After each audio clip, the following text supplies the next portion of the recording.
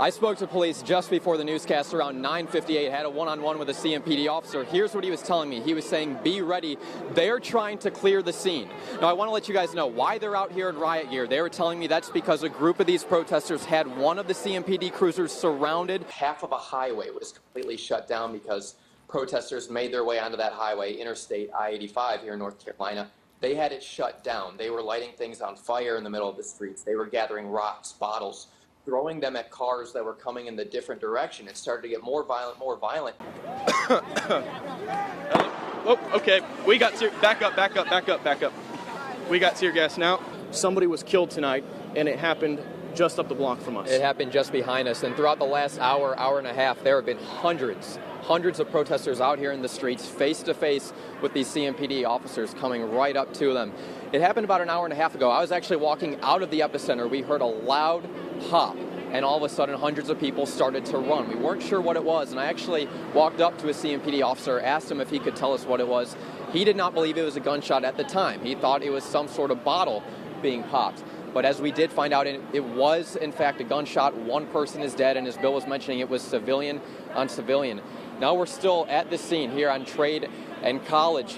And again, all these officers out here have pushed a lot of protesters away. Hundreds of them were out here for at least the last hour and a half or so. And they've been shooting gas at them. It's made them go away in every which direction, but they kept coming back. They kept coming back to get in the face of these officers, but eventually the officers have just kept pushing forward. They've come on every side of this intersection, and they've managed to push some protesters out. This all started as what was supposed to be a peaceful protest. I was out here earlier this afternoon over at Marshall Park near the Government Center, and there were several hundred people protesting. They walked up. A lot of them were praying, chanting, but nothing was violent about it. It was just a lot of conversations, what they feel needs to be done in their community to have everyone living on an equal playing field. We're talking about what they believe is systemic racism. But after that Marshall Park march, a lot of people started going in different directions. Some people started going towards a church, some people started going towards the epicenter, and then you had just different groups just breaking up, and the group that came out here towards the epicenter is the one that turned out to be the most violent. Again, one person dead, just a horrible tragedy. I've been living in Charlotte for 15 years, obviously never seen anything like what we've been seeing over these last 2 days, and especially tonight. We want everybody to be safe, for this to be a safe demonstration. We also want the police to be prayed for as well. So you may call it chaos, but let's just, everybody needs prayer. We're going to call this a simple, peaceful demonstration. The fact that someone did just get shot within the last hour, I mean, what does that say about what's been going on tonight? Well, it just shows the need of prayer. More need of prayer in the household, within the community. You had protesters not just from Charlotte, North Carolina, but from all around the country really coming in. Protesters from New York, protesters from all different states. Hundreds of people out in the streets, confronting these officers who were in riot gear, who were shooting tear gas at them. They were kicking the tear gas right back, these canisters. But one person was shot. We don't know a lot about what led up to it. The theme tonight, a lot of people are calling for that body camera video to be released. We're not going anywhere. We just want to be here. It doesn't seem like a lot of people are worried about the curfew, but at the same time, as we saw last night, the curfew wasn't necessarily being enforced. In fact, we saw CMPD officers guiding these protesters all the way until 2:30 this morning. I am a witness of what's going on. I am here to spread the truth. I am the voice of Justin Carr. I am the voice of Keith Scott. I am the voice of Charlotte.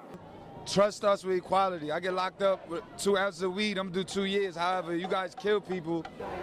Well, I'm having a little trouble seeing above. I can see a handful of what looks like officers in riot gear. I do see the masks at the top of CMPD headquarters. It looks like they're probably just up there in case anyone were going to try to break in. Well, I'm here with one protester that I just pulled aside, and I want to tell you guys, I've lived in Charlotte for about 15 years, been working in journalism in Charlotte for more than a handful of years. And you see a lot of familiar faces as you do more and more stories. Here's one protester that I met just under a year ago named Braxton Winston. Braxton actually saved a woman and her son's life.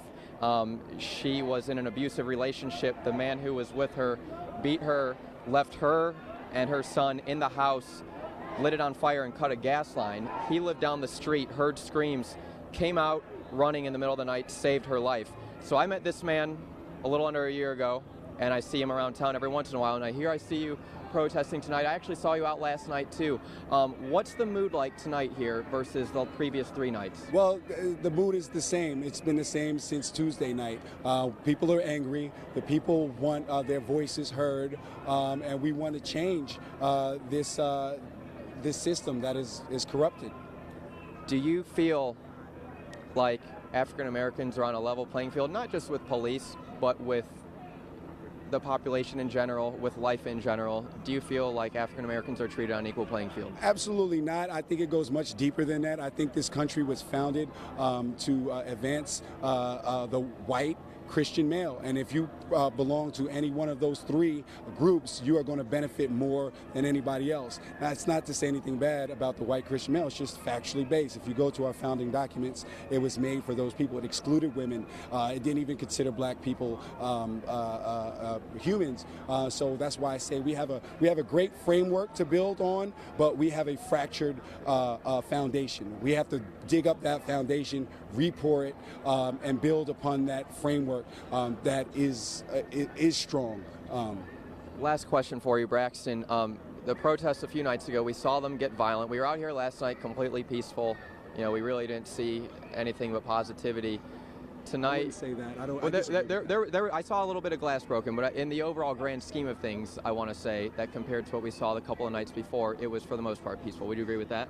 Well, yeah, I agree that the police have been peaceful. They have not incited any violence upon us, except for the quick time where we were on 277 last night. And they were very aggressive, more aggressive than the night before, actually, even. But they are showing restraint. Apparently, they're just showing more restraint. We have to toss a break right now. But Braxton, thank you for joining us, and we're going to continue marching and hearing what these protesters have to say. Send it back to you guys.